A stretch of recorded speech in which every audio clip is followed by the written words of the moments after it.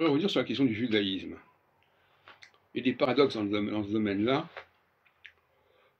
En fin de compte, le véritable judaïsme, c'est un judaïsme qui s'inscrit dans un pays donné. Non, je me suis mal... Je crois que j'ai fait exprès de l'exprimer de manière un peu ambivalente. Un pays donné, on va dire un pays donné. Chaque judaïsme doit s'inscrire dans un pays donné. Ça veut dire que ce soit le même pays pour tous les judaïsmes. Qu'on comprenne bien.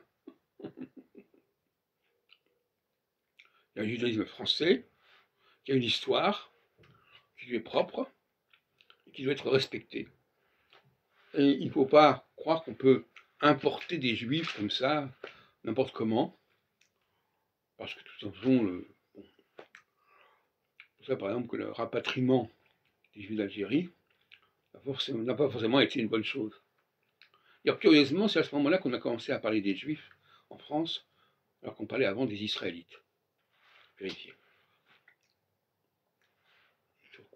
Même le CRIF, normalement au départ, c'est la représentation des institutions israélites, et pas juives. Chaque pays a son histoire. Il y a un judaïsme polonais, bien évidemment. Il y a un judaïsme français.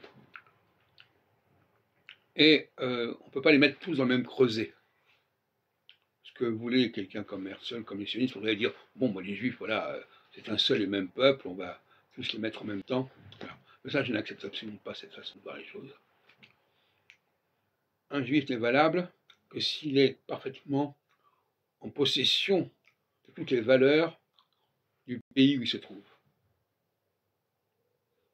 Ce qui veut dire qu'il doit être immergé dans une culture X ou Y, qui n'est pas une culture juive, absolument pas, qui n'est pas un pays juif, mais qui est un pays qui s'ouvre, qui est perméable à une présence juive. Qu'est-ce que c'est qu'une présence juive? C'est une présence capable, je reviens sur mes grands thèmes actuellement, capable de délester, capable d'évacuer, capable de supprimer un certain nombre de bizarreries et d'aberrations.